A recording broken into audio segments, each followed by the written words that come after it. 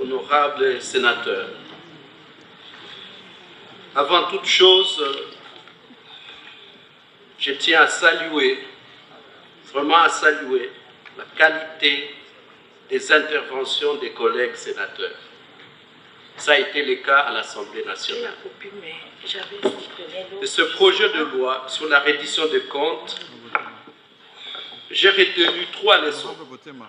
Honorable Gauthier, je m'excuse, honorable, vous pouvez couper votre micro. La première leçon, c'est la mauvaise gestion des finances publiques. Sur ce point, le constat est amer et sans appel, et tout le monde l'a relevé.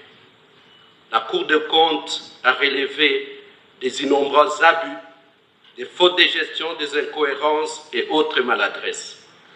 Ce qui montre clairement que l'exécution de ces budgets du pouvoir central, malheureusement, s'est éloignée de la loi des finances. Je m'en vais citer le ministre des Finances parce qu'il est présent sur des observations de la Cour des comptes numéro 8, 9 et 34.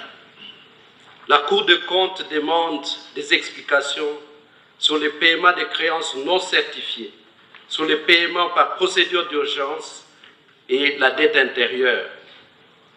J'ai vu effectivement beaucoup de collègues ont parlé de cette dette intérieure. Que dit le ministre dans sa réponse, tirer des éléments de réponse sur les observations de la Cour des comptes? Sans pour autant revenir à toute sa réponse, le ministre essaie d'expliquer que ces paiements d'urgence, c'était pour relancer la consommation et les marchés intérieurs. Monsieur le ministre, nous sommes tous dans ce pays. Croyez-vous réellement qu'en payant cette dette, ça a relancé la consommation de notre peuple? Croyez-vous réellement que le marché intérieur a été boosté grâce à ces paiements? Monsieur le ministre, les vraies raisons, honorable président, portent un seul nom: rétrocommission.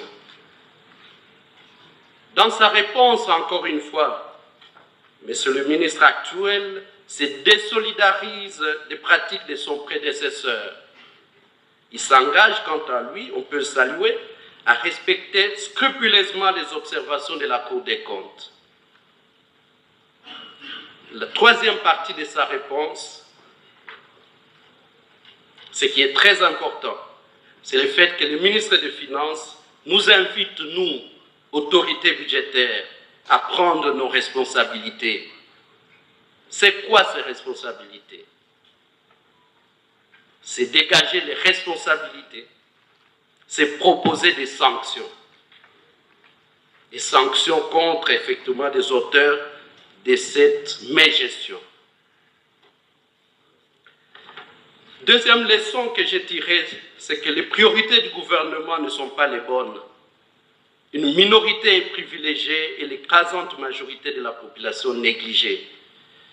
On constate effectivement qu'il y a des exécutions très généreuses et de l'autre côté, des parents pauvres. On a parlé de la dette intérieure qui défraie la chronique avec la surexécution de sa composante non certifiée.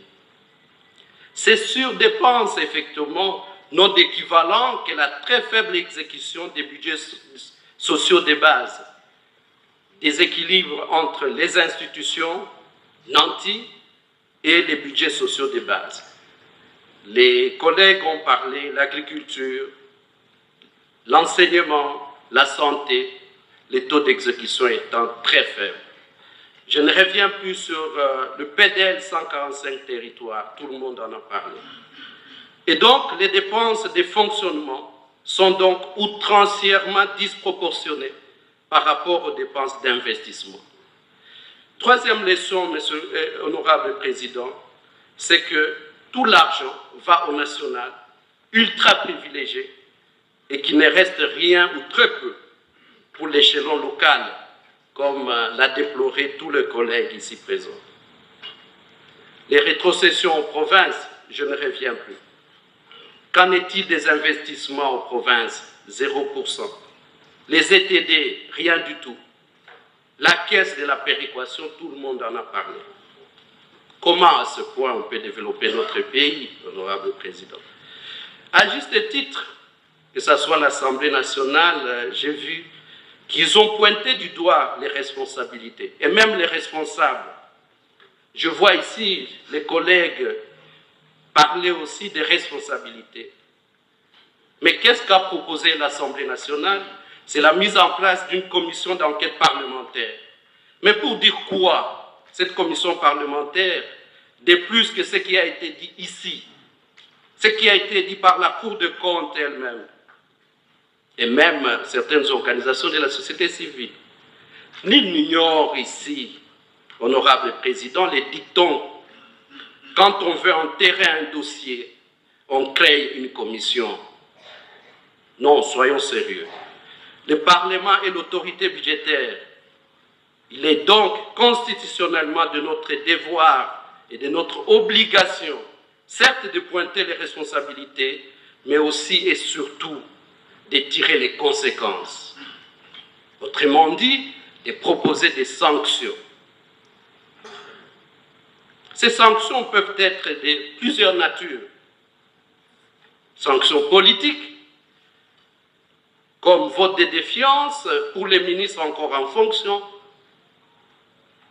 Sanctions judiciaires pour des ministres qui soient ou non en fonction, selon la gravité des faits. Ou alors des sanctions administratives pour ceux qui ne sont pas nécessairement des responsables politiques, mais qui se retrouvent sur la chaîne de la dépense.